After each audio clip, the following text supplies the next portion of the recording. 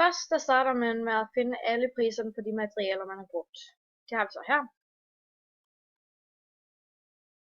Så går vi ned og finder ud af, hvad det giver til sammen, og det giver 111,85.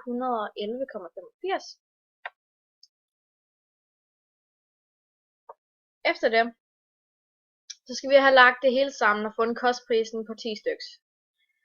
Og det har vi så gjort ved at tage 111,85 plus de 50, altså fra fragt og porto. Og det giver så 161,85. Men det vil så også være lækkert, hvis man så også kunne finde kostprisen på 1 styks. Så tager vi, for at finde den, så skal vi tage 161,85 og dividere den med 10. Og så får vi så 16,9 i kostprisen per 1 stykke.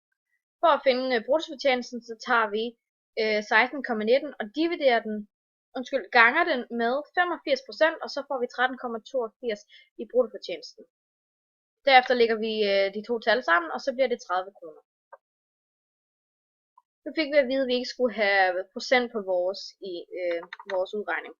Men hvis vi skulle det, så skulle vi bare tage 25% ind, og så vil salgsprisen stige, og så vil materialerne selvfølgelig falde i prisen. Ja. Hvis nu vi gerne vil have salgsprisen, den skal være for eksempel 25 kroner, så kan vi gå op i what if, målsøgning, og så siger vi, at vi vil have